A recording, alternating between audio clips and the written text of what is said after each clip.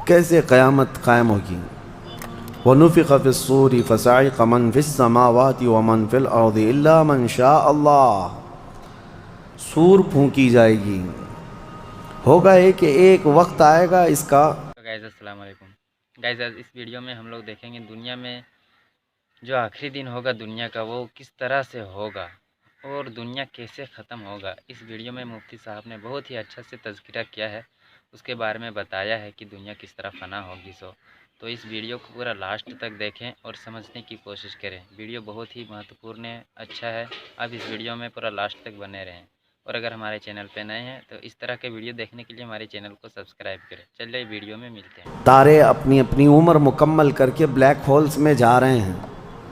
Galaxy के अंदर जो स्टार्स हैं इनकी उम्र एक लिमिटेड उम्र बताई जा रही है। उसमें सूरज की भी उम्र है, चाँद की भी उम्र बताई जा रही है। ये साइंस की बातें हैं, लेकिन अल्लाह ने कुरान में फरमाया चाँद और सूरज ये टकरा दिए जाएंगे। तारे एक दूसरे से सब टकरा दिए जाएंगे। इज़ा शम्सु कुव्विरत व इज़ा नुजूमुन कदरत। 30वें पारे में अल्लाह ताला ने इसमें फरमाया जब सूरज को यानी टकरा दिया जाएगा और सितारे आपस में टकरा दिए जाएंगे और सूरज काला हो जाएगा, यानी कुछ ना के बराबर रह जाएगा।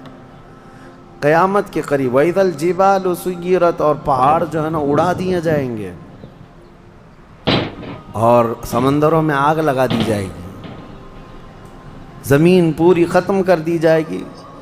और सूरह क़ारिआ में आपने पढ़ा होगा यौम यकूनुन नासु कल फ़राशिल मबथूस व तकूनुल जिबालु कल अहनिल मनफूश। तुम लोगों को देखोगे कि पतंगों की तरह से उड़ रहे होंगे और पहाड़ों को देखोगे कि रुई का फहा जो होता है, रुई का फहा, उस तरह से पहाड़ बिखर चुके होंगे।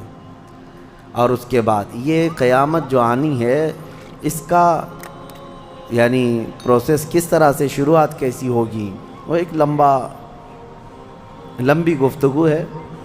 मुख्तसरन अर्ज़ करता हूँ कि आयात हुज़ूर अकरम सल्लल्लाहु तआला अलैहि वसल्लम की अहादीस में जो निशानियाँ बयान की गई हैं उस एतबार से क़यामत के करीब बड़ी बड़ी निशानियाँ आएंगी। दज्जाल आएगा, दाब्बतुल अर्द आएगा, याजूज माजूज निकलेंगे, फिर उसके बाद सूरज पश्चिम से निकलेगा। ये सब बड़ी बड़ी निशानियाँ हैं।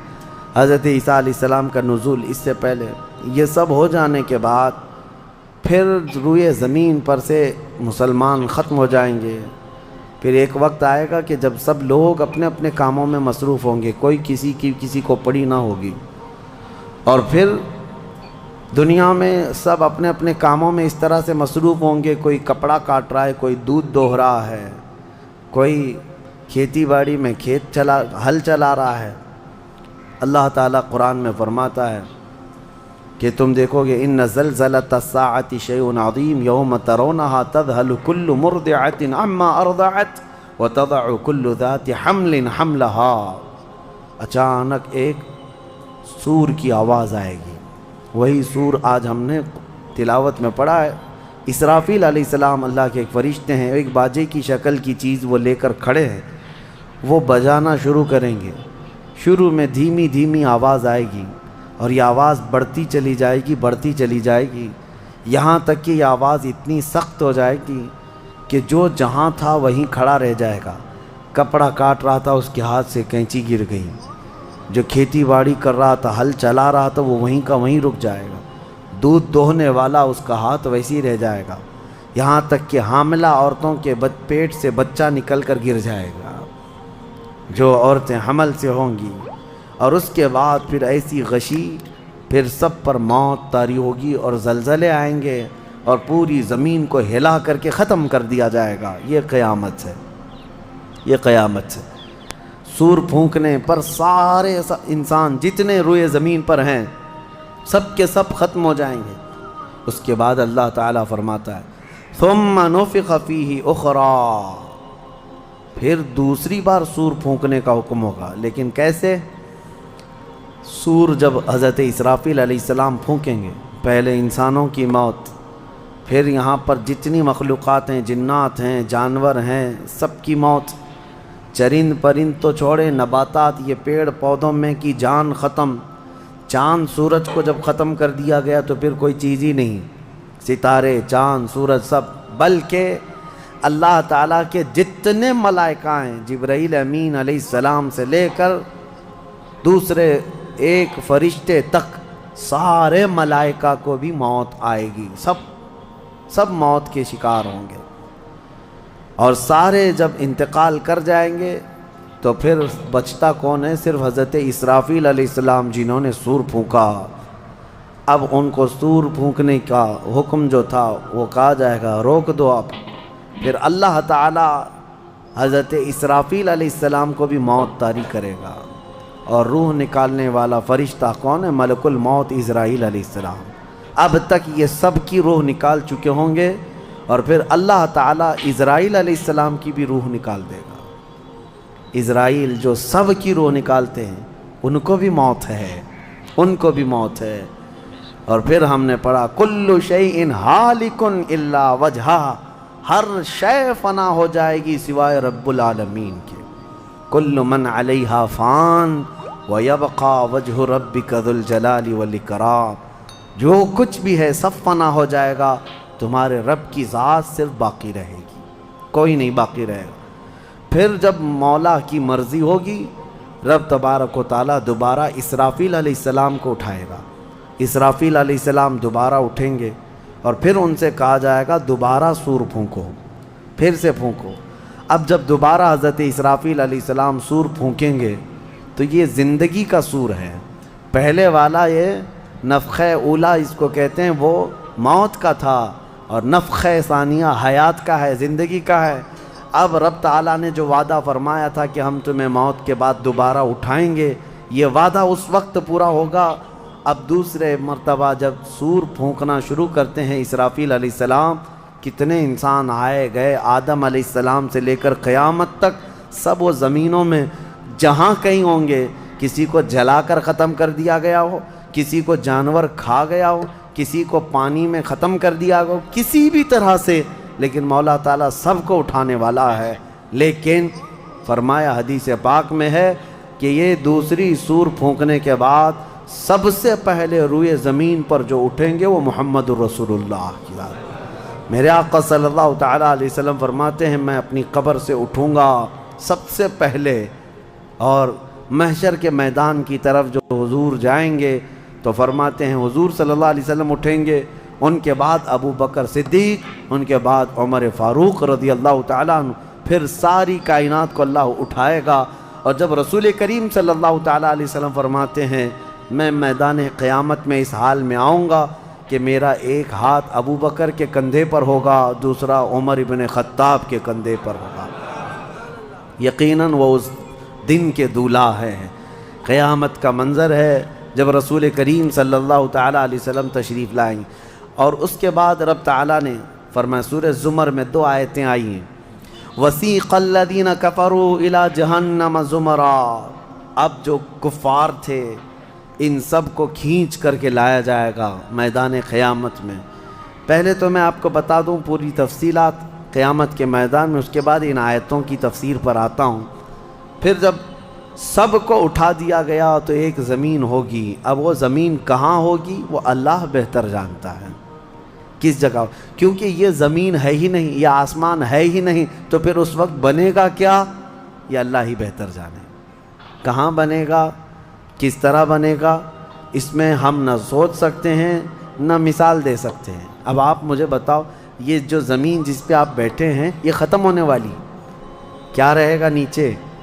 آسمان جو دکھ رہا ہے یہ بھی ختم ہونے والا ہے، پھر کیا رہے گا اوپر ہمیں نہیں معلوم، لیکن اللہ کریم ایک زمین بنائے گا جس کے متعلق کہا گیا وہ تانبے اور پیتل سے بنی ہوئی ہوگی، یہ مٹی والی زمین نہیں۔ اور پھر اس کے بعد سورج کو پھر دوبارہ زندہ کیا جائے گا، اور سورج کو سب کے سروں پر لا کر کھڑا کر دیا جائے گا۔ اب وہ زمین اور جس میں سارے انسانوں کو جمع کر دیا گیا ہے، آپ اندازہ کریں وہ زمین میں نہ کوئی عمارت ہوگی نہ درخت ہوگا، وہ بالکل فلیٹ زمین ہے، صرف میدان ہی میدان ہے، ایسا نہیں ہے کہ یہاں پر کوئی میدان اور تھوڑی دور کے بعد کوئی عمارت دکھے گی یا کوئی درخت دکھے گا یا کوئی پہاڑ، نہیں، کچھ نہیں، صرف سیدھی زمین۔ اسی لیے کہ وہاں تم 500 سال بھی اس میدان میں بھاگتے رہو گے تو سائے کے لیے ایک پتا بھی نہیں ملے گا، ایک پتا بھی نہیں، کہاں سایہ حاصل کر سکو۔ لیکن کچھ خوش نصیبوں کے لیے اللہ نے فرمایا کہ عرش کا سایہ انہیں اللہ عطا فرمائے گا۔ وہ کون لوگ ہیں؟ ان میں کئی لوگ ہیں، جس میں سے ایک ہی میں بتاتا ہوں، رجل تعلق قلبہ بالمساجد، وہ ایسا آدمی جس کا دل مسجدوں میں لگا ہوا ہے، قیامت کے دن اسے اللہ عرش کا سایہ عطا فرمائے۔ آپ کی نماز ہو گئی، بیٹھے کیوں ہیں؟ نماز ہو گئی، نماز کے بعد چلے جانا چاہیے، لیکن تمہارا دل مسجد میں لگا ہوا ہے۔ انہی لوگوں کی فضیلت میں ہے جب قیامت کے دن کوئی سایہ نہ ہوگا، ان لوگوں کے لیے اللہ عرش کا سایہ عطا کرے گا۔ اب یہ جو سارے لوگ جمع ہوں گے، کسی کو کچھ پتہ نہیں کہ ہونا کیا ہے، کسی کو نہیں پتہ کہ کیا ہونا ہے، نفسا نفسی کا عالم ہے اور سب ایک دوسرے کو تک رہے ہیں۔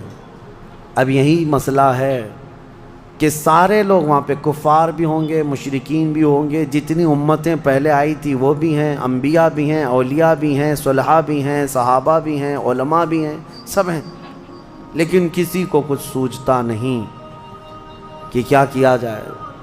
یہی بے خبری سے پوری مخلوق جو ہے انبیاء کے پاس جاتی ہے۔ انبیاء میں سب سے پہلے ابو البشر سیدنا آدم علیہ السلام سے کہتے ہیں سارے لوگ، آپ تو ہم سب کے باپ ہیں، ہمارے لیے اللہ کی بارگاہ میں سفارش کریں کہ کچھ ہمارے متعلق کیا حکم ہے وہ پتہ چل جائے، ہمیں کہاں جانا ہے، جنت میں یا دوزخ میں، یہ ابھی پتہ چل جائے، حساب بھی نہیں شروع ہو رہا ہے۔ تو آدم علیہ السلام نے فرمایا، وہ فرمائیں گے کہ اے لوگو جاؤ، اس لیے کہ مجھے ڈر ہے اللہ کریم کی بارگاہ میں نے جنت میں وہ ممنوع شجر کا جو پھل کھا لیا تھا، مجھے آج بھی اس کا احساس ہے کہ کہیں رب تبارک و تعالیٰ مجھے اس پر عتاب نہ فرما دے، جاؤ کسی اور کے پاس۔ جتنے نبیوں کے پاس یہ قوم جاتی تھی، وہ انبیاء کرام یہ کہتے آج ہمیں خوف ہے اللہ کریم کی بارگاہ میں، وہ قہار ہے، وہ جبار ہے۔ اور میں نے آج ایک آیت یہ بھی پڑھی ہے سورہ مومن میں، اللہ نے فرمایا لمن الملک اليوم، اس دن یہ آواز آئے گی، آج کی بادشاہت کس کی ہے، آج کی بادشاہت کس کی ہے؟ پھر اللہ خود فرمائے گا للہ الواحد القہار، ایک قہر کرنے والے خدا کی آج بادشاہت ہے۔ اس دن صرف اس کی سلطنت ہوگی، صرف اس کی حکومت ہے۔ انبیاء، ملائکہ سب ڈرے ہوئے ہیں، پتہ نہیں برسوں یہ قوم گھومتی رہے گی مخلوق۔ عیسیٰ علیہ السلام فرمائیں گے کہ اے لوگو جاؤ محمد الرسول اللہ کے پاس، آج وہ تمہاری سنیں گے اور اللہ ان کی سنے گا۔ پوری مخلوق جب نبی کریم صلی اللہ علیہ وسلم کے پاس آتی ہے تو نبی پاک صلی اللہ تعالیٰ علیہ وسلم فرماتے ہیں ہاں میں اسی کے انتظار میں ہوں۔ پھر حضور صلی اللہ علیہ وسلم سجدے میں گرتے ہیں اور اللہ کو منانے لگتے ہیں کہ مولا ہے تو تیرے بندے، تو حساب تو شروع فرما۔ اس کو کہتے ہیں شفاعت کبریٰ۔ یہ کیا ہے؟ شفاعت کبریٰ، بڑی شفاعت، یہ سب کے لیے، کافروں کے لیے، مشرکوں کے لیے، سب کے لیے۔ یعنی حضور کی پہلی شفاعت کس کام کی تھی؟ کہ اللہ حساب تو شروع کرے، یہ شفاعت کبریٰ ہے، حساب شروع کرے مولا تعالیٰ۔ ساری انسانیت کے لیے حضور جب سجدے میں گرتے ہیں، اللہ کریم فرماتا ہے ارفع رأسک یا محمد۔ حضور نے یہ فرمایا ہے کہ اس دن میں سجدے میں ایسی ثنا اور ایسی حمد بیان کروں گا اللہ کی جو آج تک کسی نے نہیں بیان کی ہوگی، اور اسی دن مجھے اللہ وہ تلقین بھی فرمائے گا۔ اور جب حضور ثنا کر رہے ہوں گے، اللہ فرماتا ہے ارفع رأسک یا محمد، اے محمد صلی اللہ علیہ وسلم اپنا سر اٹھائیے، آپ مانگیے آپ کو دیا جائے گا، آپ پوچھئے آپ کو جواب دیا جائے گا۔ یہ پہلا سوال ہے اللہ کی بارگاہ میں قیامت کے دن، اور پہلا جواب ہے، باقی کسی بندے کو کوئی جواب نہیں تھا۔